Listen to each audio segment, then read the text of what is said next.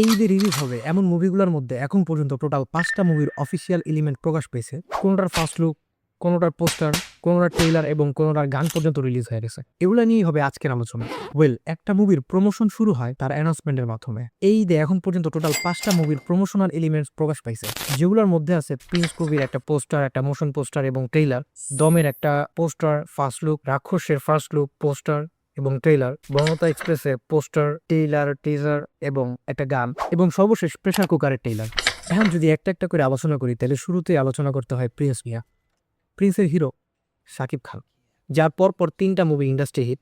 এই ধারাবাহিকতা মানুষের মাঝখানে একটা এক্সপেকটেশন আছে, হয়তো তার প্রিন্সও ইন্ডাস্ট্রি হিট হইতে পারে।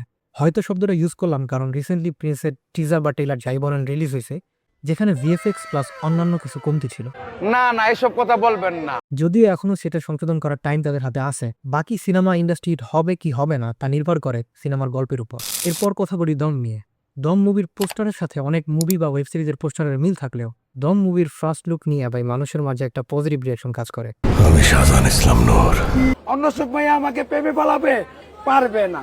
আসেন এরপর কথা বলি রাক্ষস নিয়ে। গত বছর বরবাদের মতো একটা ইন্ডাস্ট্রি হিট মুভি দেওয়ার মাধ্যমে সিনেমা ইন্ডাস্ট্রিতে আগমন ঘটে মেহেদী হাসান হৃদয়ের। তারই সেকেন্ড ফিল্মের নাম হচ্ছে রাক্ষস। রাক্ষসের ফার্স্ট লুক রিলিজ হয়েছে আরো 2-3 মাস আগে।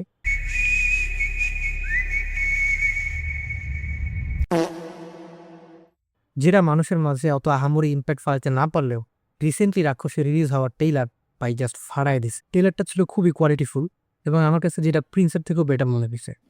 বাকি ভালো খারাপ নির্ভর করে সিনেমার গল্প এবং গল্প বলার ধরনের উপর। রাক্ষসের ট্রেইলারে আমার মতো হয়তো অনেকেই একটা ইন্টারেস্টিং ক্যারেক্টারের উপস্থিতি টের পাইছেন, যিনি সোহেল মন্ডল। যারা তাকদির, বলি, পেটকাটা সহ আতকা ওয়েব সিরিজগুলো দেখছেন, তাদের সোহেল মন্ডলের অ্যাক্টিং সম্পর্কে একটা আইডিয়া থাকার কথা। এছাড়া ট্রেইলারের লাস্টের যে মিস্টিরিয়াস ক্যারেক্টারটা, মেবি এটা ডিরেক্টর সাহেব নিজেই ক্যামিও দিছে।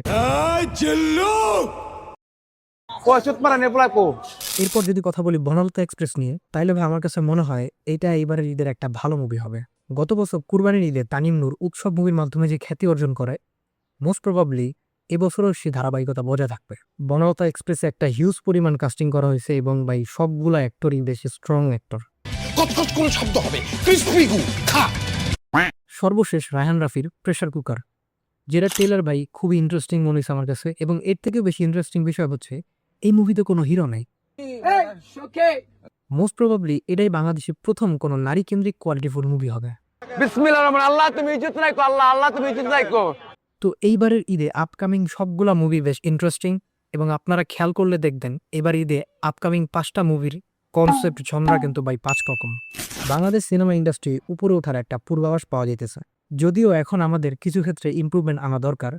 আপনারা যদি বাহিরের অন্য ইন্ডাস্ট্রিগুলোর দিকে একটু তাকান, তাইলে খেয়াল করবেন তারা মুভি রিলিজের আরও অনেক আগে ফার্স্ট লুক অথবা একটা গান রিলিজ করে দেয়, যেগুলোর মাধ্যমে ভাই মানুষের মাঝখানে কন্ট্রোভার্সি শুরু হয় এবং মুভির একটা অটো প্রমোশন হইতে থাকে। এইসব টেকনিকগুলো কিন্তু আমাদেরও ফলো করা উচিত। বাকি আজকের জন্য এইটুকুই, দেখা হচ্ছে অন্য ভিডিওতে। Just a test 'cause you are the best and just can't test 'cause you are the best and just